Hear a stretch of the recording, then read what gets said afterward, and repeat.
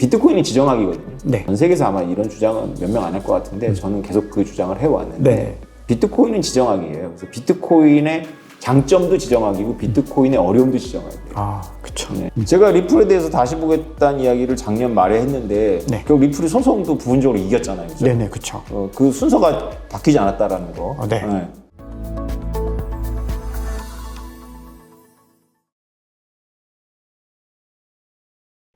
자, 그러면 비트코인에 대해서 정말 좋은 말씀 너무 감사합니다. 자, 지금부터는 알트코인에 대한 이야기들을 조금 해볼 텐데, 알트코인의 어떤 범위들을 너무 넓히지 않고, 중요한 알트코인으로 볼 수 있는 이 이더리움과 리플 정도에 대해서만 좀 교수님께 말씀을 드려보겠습니다.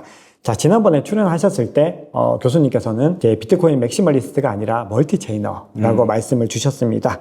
자, 그래서, 이번에는 이제 멀티체이너로서 또 가장 중요하게 보시고 계실 자산이 아닌가 생각을 하는데요. 이더리움에 대해서 좀 여쭤보고 싶은데, 요즘에 이더리움이 비트코인에 비해서는 좀 지지부진하다라는 또 기사들이 많이 나오는데, 어떻게 지금 지난번에 말씀 주셨을 때와 이더리움에 대한 관점의 변화가 있으셨는지, 그리고 어떻게 보고 계시는지. 이더리움은 늘 언제나 파이팅이 넘치는 생태계고요. 네. 그리고 뭐 여러 가지 조치를 취해서 또 디플레이션 화폐잖아요. 네. 이게 뭐 거래량이 늘어나면 또 소각을 하고 네네. 하니까. 이제는 디플레이션 화폐죠. 네. 네. 그래서 이렇게 제가 생각하는 이렇게 지지부진할 생태계는 아니에요. 그리고 많은 인재들이 모여 있고. 네. 그리고 비탈릭 뷰테린이라는 그 분이 저는 이제 비판할 거리가 좀 있지만 어찌 됐건 이제 리더십을 발휘하고 있고. 네. 그리고 탐욕스럽지 않고. 네. 네.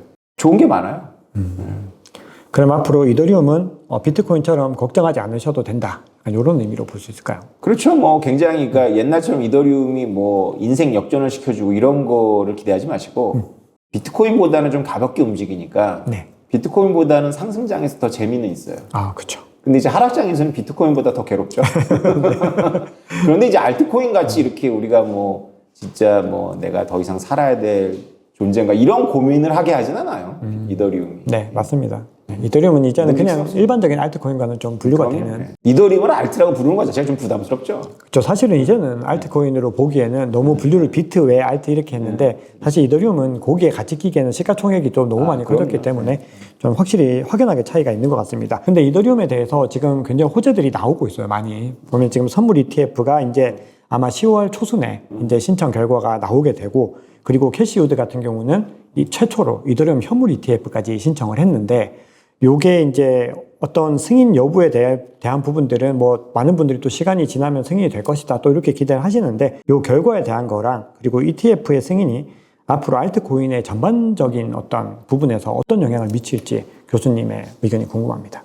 캐시우드 그분이 어디서 이렇게 하는 걸 들었더니 이분이 비트코인이 아니라 이더리안이 되셨더라고요. 제 느낌에. 지금 완전히 이더리움에 대해서 더. 네. 훨씬 더 확신을 하시는 것 같아요. 네. 아마 저는 이제 그런 분들은 정보를 많이 접하니까 느껴지는 건데요. 네. 지정학적인 요인인 것 같아요. 그러니까 비트코인이 지정학이거든요. 네. 그러니까 전 세계에서 아마 이런 주장은 몇 명 안 할 것 같은데 저는 계속 그 주장을 해왔는데 네. 비트코인은 지정학이에요. 그래서 비트코인의 장점도 지정학이고 비트코인의 어려움도 지정학이에요. 아, 그쵸. 네. 그래서 이더리움의 가장 큰 장점도 비트코인이 가지고 있지 않은 미국 정부가 통제하려면 할 수 있다.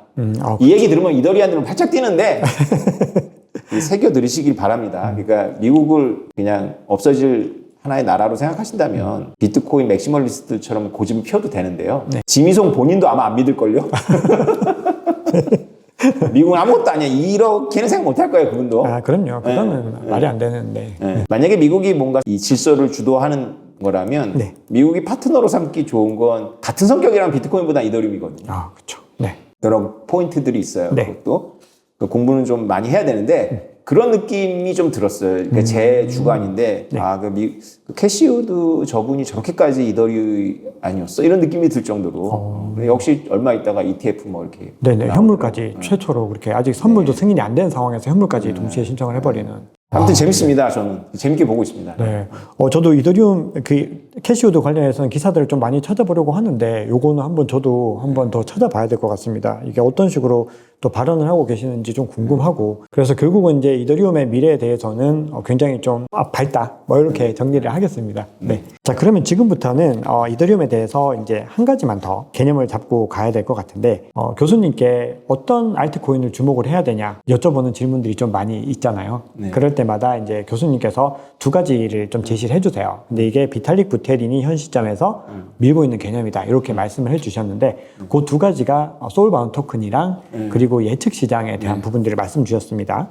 근데 이 소울바운드 토큰 같은 경우는 지금 뭐 탈중앙화 신원 인증에 대한 것들은 지금 계속해서 그렇죠. 뭔가 활성화가 되고 있고, 이게 뭐 사기인지 아닌지는 뭐 아직까지 판명 나지 않았지만 월드코인 같은 경우도 그 일환으로 지금 그렇죠. 등장한 프로젝트라고 볼 수 있는데, 반면에 SBT보다 이 예측 시장에 대한 부분들은 좀 어떤 대중의 관심도나 이런 부분들이 좀 덜한 느낌이 저는 좀 있거든요. 그래서 이 예측 시장에 관해서 어떤 개념인지 조금만 자세하게 말씀 주시면 좋을 것 같습니다. 비탈릭 부테린은 특출난 능력을 가지고 있는 부분이 몇 개 있는데요. 네. 다른 부분도 특출하지만 마케터예요. 아주 탁월한. 그렇죠. 마케팅 능력 굉장히 좋죠. 그래서 네. 새로운 신조어를 이렇게 만들어내서 유행시키는 밈으로 만드는 걸 되게 잘합니다. 네. 그러니까 SBT도 이게 게임 용어인데 사실은 그냥 원래 우리가 신원인증이라고 다 처음부터 썼던 말인데 네. 신원인증 그러면 재미없잖아요.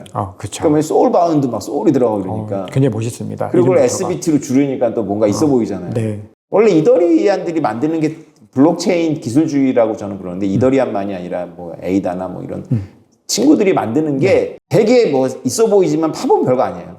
그런가요? 그럼요. 네. 네, 네. 그러니까 그게 그 문화인데 저는 딱 싫은 문화예요. 그런데 그 내가 싫다 그래서 그게 나쁘다 이런 건 아니에요. 네. 제가 거기서 실패를 했기 때문에 딱 싫더라고. 막 오라클이라고 왜 불러? 그냥 TTP라 그래요. 서드 파트, 뭐 트러스티드 서드 파티라고 이제 용어가 있는데 네. 그거를 뭐 오라클, 뭐 신탁. 그리고 뭐 신원인증 그러면 될 거 소울바운드. 도박이라고 하면 될 거 가지고 예측시장이라고 하는 거예요 지금. 근데 이게 또 개념이 약간 이 예측시장이라고 하는 게 약간 대선이나 약간 정치적으로나 사회적으로 좀 활용될 수 있는 약간 그런 부분들까지 확장이 조금 되는 개념일까요? 이게 제가 요거를 도박도 원래 그래요. 도박도 결국은 일맥상통하는 부분들이. 그러니까 우리가 이제 예측시장의 코어는 뭐냐면 블록체인이 할 수 있는 예측시장의 코어는 요인 암살이에요. 그러니까 우리가 요인이 그러니까 제3세계의 네. 독재자가 죽으면 거기랑 비즈니스 하는 사람은 되게 힘들잖아요. 네. 그래서 내가 비즈니스를 하면서도 그 요인의 생명에 대해서 내가 해칭할 수 있거든요. 네네. 근데 이걸 기존의 보험회사들은 상품 못 만들죠. 네. 윤리적이지 않잖아요. 근데 스마트폰 출력해서 누가 만들었어. 그럼 뭐 잡아갈 수가 없잖아요. 그렇죠. 그거는 네. 그래서 지금 문화적으로 억제하고 실제로 이런 상품이 있었는데 그냥 자기네들이 이렇게 삭제했어요. 그 힘이 있어요. 그 이더리움이나 이런 세계에서. 네. 근데 이거는 못 막아요. 진짜로 탈중화가 되면. 네. 근데 이제 이게 뭐가 문제냐면 분명히 이게 순기능이 있거든요. 네. 갑자기 이제 유명하다는 이유로 나에 대한 목숨값을 가지고 도박이 일어나는 거죠. 와, 이건 진짜 약간 문제가 이게 뭐가 문제냐면 나를 변수가 되는 거예요. 그러니까 워낙에 이제 우리가 젊은 연예인이 만약에 젊은 연예인의 조기 사망을 놓고 도박이 발생했어. 그러면 오래 산다에 거는 사람이 대다수일 거고 짧게 산다에 거는 사람이 소수니까 이게 배당률이 엄청 높을 거 아니에요. 네, 그렇죠. 이들이 킬러로 고용해요. 어떤 의미인지 좀 알 것 같습니다. 네. 왜 도박이라고 하시는지를. 네. 네. 이게 전형이거든요. 나머지는 전부 보험회사들이 하면 돼요. 근데 이런 걸 못하니까 이런 걸 이제 만들어내는 거거든요. 이걸 예측시장이라고 부르는 거예요. 그러니까 이걸 이제 부르는데 우리는 선수들끼리는 이렇게밖에 못 간다는 걸 아는데 이제 비탈리티는 이제 뛰어나니까 네. 마케터니까 네. 뭐 대선이라든가 뭐 조금 더 확장을 그렇지, 해서 환율이라든가 이런 네. 재미없는 것들까지도 뭔가... 이미 원래 금융회사가 다 할 수 있는 것들 재미없는 것들 얘기하지만 진짜 핵심은 사람 목숨 갖고 하는 거예요. 알겠습니다. 어떤 의미인지 잘 이해를 했습니다. 네, 자 그러면 알트코인 관련해서 한 가지만 더 질문을 드리고 제가 이제 또 오늘의 또 핵심적인 질문들이 있으니까 우리 또 구독자분들께서도 많이 관심을 가지시는 리플과 관련해서 교수님의 말씀을 좀 들어보고 싶습니다. 교수님께서는 이 리플과 관련해서 이 자본 통제의 관점들을 말씀을 주셨어요. 그러니까 지금 스위프트 시스템이 굉장히 번거롭고 굉장히 좀 비효율적인 시스템인데 그 시스템이 아직까지도 1977년 당시부터 지금까지 하나의 변화 없이 유지를 하고 있는 이유는 사실은 기술적인 문제가 아니었다라고 말씀을 주셨고 그거는 이제 자본을 통제하기 위한 정말 국가들의 어떤 목적에 비롯되었다라고 말씀을 하신 거죠. 자, 이렇게 되면은 사실 리플의 어떤 가지고 가려고 하는 그 방향성과는 분명히 반대가 됩니다. 왜냐하면 리플은 기술 기반의 회사이고 이 과정들을 굉장히 저렴하고 신속하고 간소하게 만들겠다라는 그런 목표를 가지고 있는 거죠. 자, 그래서 이제 봤을 때는 교수님께서 리플에 대해서는 굉장히 부정적인 관점을 가지고 계신다. 그렇게 볼 수 있는데 제가 또 작년에 미드업에서 교수님 뵀을 때 스트레스 테스트를 말씀을 하시면서 리플을 좀 다시 보게 되었다. 또 이렇게 말씀을 주셨습니다. 그래서 리플에 대해서 교수님의 관점이 어떠신지 속 시원하게 한번 여쭤보겠습니다. 제가 리플에 대해서 다시 보겠다는 이야기를 작년 말에 했는데 네. 결국 리플이 소송도 부분적으로 이겼잖아요. 그죠? 네네, 그렇죠. 그 순서가 바뀌지 않았다라는 거. 네. 감사합니다. 아, 네. 우리 박 작가님 이제 리플 전문가인데 제가 이제 뭐 아닙니다. 리플에서 뭘 압니까? 근데 이제 제가 워낙에 오래됐으니까 초기에도 리플이 있었고 사실 리플이 블록체인 프로젝트는 아니었어요. 네네, 아시겠지만. 그렇죠. 최초에 아니었고. 지금도 블록체인이냐라고 물어보면 사실 좀 곤란해요. 대답하기. 이제 우리 블록체이너들 특히 비트코이너들이 이제 그 주장하는 거 이제 그 금융 포용이거든요. 그러니까 은행망이 도착하지 못하는 사람들에게 이제 스마트폰이나 이런 걸로다가 이제 비트코인이 전달되거나 이더리움도 그런 얘기를 하고 하는 건데 리플은 그냥 은행망 안에서 이야기거든요. 그쵸. 그러니까 네. 이런 뭐 우리가 이제 금융 포용이라고 말하는 거하고 무관해요, 사실. 네, 맞습니다. 완전히 무관하지는 않겠지만 어쨌건 이제 포인트가 다르죠. 네네. 근데 이제 리플을 주장하는 걸 이제 쭉 들어보면 이제 맞는 것도 있고 틀린 것도 있는데 일단 이제 리플 투자자들이 이제 뭐 댓글을 다시기 전에 제 이야기도 좀 이렇게 그냥 있는 그대로 네. 이렇게 먼저 저 사람은 저런 부를 갖고 있다고 생각하십니다. 네네. 저는 리플이 이 스테잉 파워를 보여줬다고 생각해요. 네. 그러니까 리플 투자자들도 그렇고 리플도 스테잉 파워를 보여줬다. 네. 비트 맥시멀리스트 얘기한 것처럼 뭐 갈링하우스가 사기꾼이다 이런 건 아니다 이제. 네네. 그렇게 사기 치려는 사람이 이렇게 오랫동안 스테잉 파워를 못 보여주죠. 그렇죠. 10년 넘는 기간 동안에. 치고 도망가죠. 네. 근데 이렇게 본인이 이렇게 그러니까 그런 시간이 이제 어떤 진정성이거든요. 그러니까 네. 가장 이제 사기꾼이 흉내내기가 어려운 게 시간이에요, 시간. 네. 맞습니다. 그죠? 그래서 그런 건 아닌 것 같고 소송에서도 일부 이렇게 하고 하는 걸 보면 이제 이 투자자들도 단지 물려서 있는 건 아니다. 비전을 보니까 있겠죠. 네. 그러니까 생태계도 있는 거예요. 네. 확고부동한 생태계. 뭐 뜨내기들도 있겠지만. 네. 그리고 전략도 나쁘지 않다. 네. 저랑 비슷하거든요. 지금 이제 나중에 3부에서 이제 얘기하겠지만. 네. 굳이 꼭 이런 질문들을 할 수 있어요. 굳이 은행들이 자각을 해서 우리가 IT로 갈 거야. 그러면 은행들이 모여가지고 공통 장부를 만들어서 지금은 이제 달러를 비이클로 쓰니까 이제 네. 직접 지금 장부가 연결되어 있지 않은 은행을 통해서 가려니까 며칠 걸리는 거거든요. 네. 그래서 리플 아이디어는 공통 장부를 만들어가지고 중앙에서 청산해주면서 이렇게 바로바로 가는 거거든요. 네, 맞습니다. 그거를 왜 꼭 리플을 해야 되냐? 은행들이 모여서 하면 되지. 라고 생각하는 질문에 대해서는 리플 말이 맞아요. 왜 그러냐면 은행들이 되게 보수적인 데다가 은행들을 이렇게 모으려면 국가밖에 없는데 그렇죠. 국가는 안 해요. 지정학적 이유로. 네. 그러면 누가 나서야 되는데 앞뒤가 이런 거거든요. 누군가가 이걸 제안하는 게 아니라 누군가가 은행들한테 돈을 주면서 이걸 하자고 하는 거예요. 네. 왜 돈을 줄 수가 있냐 하면 두 가지인데 하나는 코인을 팔아가지고 돈이 많고 이 회사가 또 하나는 생태계가 코인의 가격을 만드니까 코인도 많아. 네네. 그래서 돈도 줄 수 있고 코인도 줄 수 있어. 네. 그러면 네가 하지 말고 내가 중심이 돼서 할 테니까 내가 코인도 주고 돈도 주니까 내 망 써 이런 거거든요 지금. 네, 지금. 그러니까 상황은, 은행들이 네. 하나씩 넘어오는 거죠. 네. 근데 전 세계 이제 메이저 은행들을 넘어뜨리기에는 그게 적당하냐? 그 돈으로 왕창 줘야 될 텐데. 그렇죠. 아직까지 그 자본 규모는 아직까지는 뭐 30조가 안 되는 규모고. 그러니까 이제 리플 가격을 이제 생태계에서 10배씩 띄워주면 이제 할 수 있겠죠. 야, 니네 골드만삭스 들어와. 시티은행 니네 들어와. 내가 다 깔아주고 너한테 인센티브도 줄게.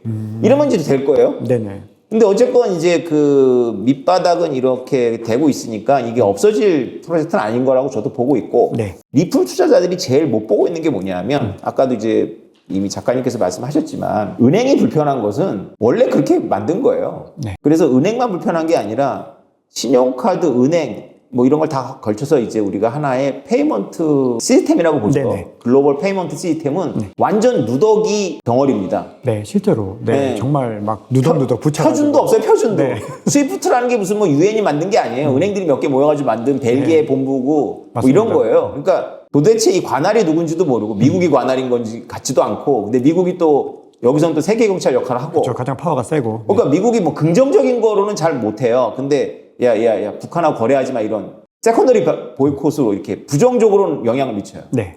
부정적으로. 그쵸. 그러니까 네. 뭘 못하게는 하지. 네. 뭘 하게는 못해. 네.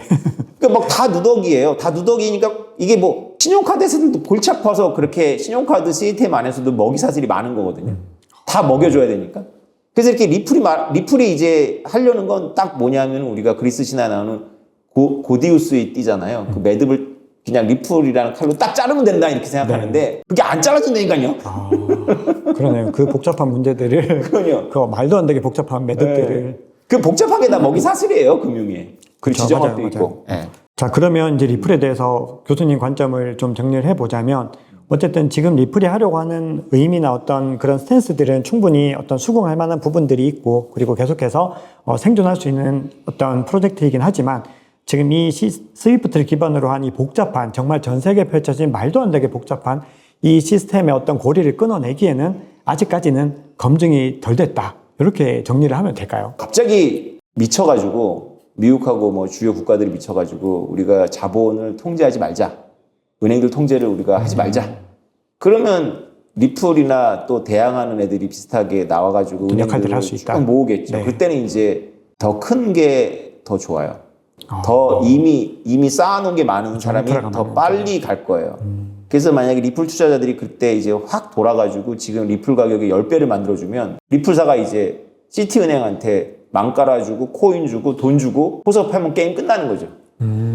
알겠습니다. 와, 오늘 리플에 대해서 또 너무 새로운 관점들과 저도 너무 많이 도움이 되는 관점들 말씀해 주셔서 너무 감사합니다. 아마 이게 어떻게 보면은 리플에 대해서 가장 좀 균형적인 시각이라고 저는 생각이 좀 들었습니다. 왜냐하면 리플이 무조건 될 거야, 뭐 스위프트 2.0으로 갈 거야라고 하는 관점들을 말씀 주시는 분도 계시지만 사실 그 기반에는 어떤 충분한 논리적인 근거는 사실은 좀 아직까지 많이 부족하거든요. 그래서 그걸 저도 이제 어떻게든 조금이라도 그 논리적인 구조를 만들어 보려고 영상들을 만들어 보는데 교수님 말씀 주신 게 저도 가장 좀 설득력이 있다라고 생각을 합니다. 감사합니다. 저희 주관입니다, 그래도. 네네.